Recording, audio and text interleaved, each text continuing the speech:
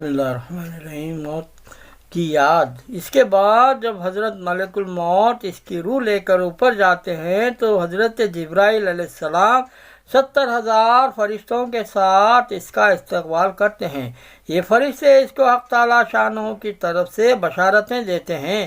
اس کے بعد جب ملک الموت علیہ السلام اس کو عرش تک لے جاتے ہیں تو وہاں پہنچ کر وہ روح سجدے میں گر جاتی ہے۔ حق تعالی شانہ کا ارشاد ہوتا ہے کہ میرے پاک میں سورہ واقعہ میں پہنچا دو۔ جب اس کی لاش قبر میں رکھی جاتی ہے تو اس کی نماز اس کے دائیں طرف آ کر کھڑی ہو جاتی ہے، روزہ بائیں طرف کھڑا ہو جاتا ہے، تلاوت اللہ کا ذکر سر کی طرف کھڑا ہو جاتا ہے، اور جماعت کی نماز کو جو قدم چلے ہیں وہ پاؤں کی طرف کھڑے ہو جاتے ہیں، اور مصائب پر اور گناہوں سے صبر خبر کی ایک جانب کھڑے ہو جاتے ہیں۔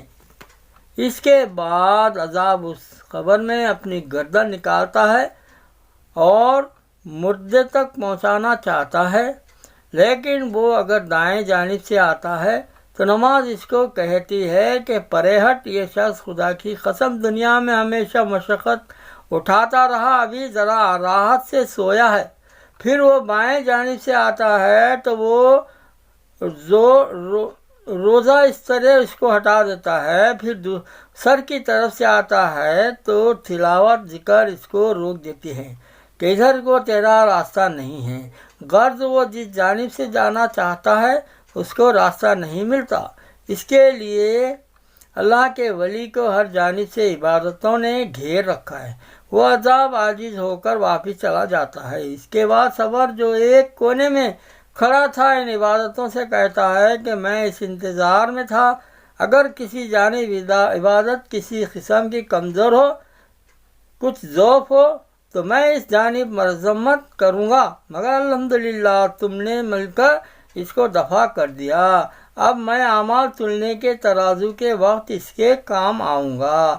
اس کے بعد دو فرشتے اس مردے کے پاس آتے ہیں جن کی آنکھوں کی بجلی کی طرح چمکتی ہیں، ہر آواز بادلوں کی زوردار گرج کی طرح ہوتی ہے، ان کے دانتوں کی کجلیاں گائے کے سنگوں کی طرح ہوتی ہے، ان کے منہ سے سانس کے ساتھ آگ کی لپٹیں نکلتی ہیں، بال اتنے بڑے کہ پاؤں تک لٹکے ہوئے، ان کے ایک مونڈے سے دوسرے مونڈے تک اتنا فاصلہ کہ کئی دن میں چل کر پورا ہو، مہربانی اور نرمی گویا ان کے پاس کو بھی نہیں گزرتی۔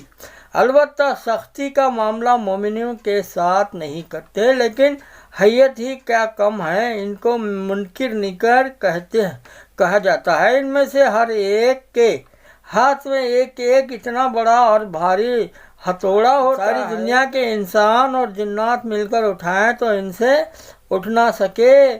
وہ آ کر مردے سے کہتے ہیں بیٹھ جا، مردہ ایک دم بیٹھ جاتا ہے، کفن اس کے سر سے نیچے اسرین تک آ جاتا ہے۔ وہ سوال کرتے ہیں تیرا رب کون ہے، تیرا مذہب کیا ہے، تیرے نبی کا کیا نام ہے؟ مردہ کہتا ہے میرا رب اللہ ہے جل شانہ ہے، جو وحدہ لا شریک لا ہے، وہ تنہا مالک ہے، کوئی اس کا شریک نہیں، میرا دین اسلام ہے، میرے نبی محمد صلی اللہ علیہ وسلم ہے جو خاتم النبیین ہے۔ وہ دونوں کہتے ہیں کہ تو نے صحیح کہا ہے۔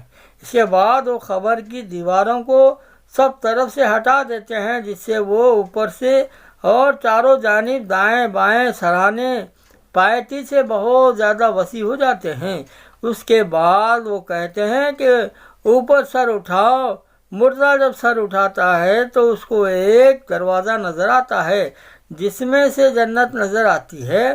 وہ کہتے ہیں اے اللہ کے ولی، وہ جگہ تمہارے رہنے کی ہے اس وجہ سے کہ تم نے اللہ تعالیٰ شانہ کی اطاعت کی ہے۔ حضور صلی اللہ علیہ وسلم فرماتے ہیں قسم ہے اس پاک ذات کی جس کے قبضے میں میری جان ہے، اس کو اس وقت ایسی خوشی ہوتی ہے جو کبھی نہ لوٹے گی۔ اس کے بعد وہ فرشتے کہتے ہیں کہ اپنے پاؤں کی طرف دیکھ۔ وہ دیکھتا ہے تو جہنم کا ایک دروازہ نظر آتا ہے جس سے اس کی حالت نظر آتی ہے۔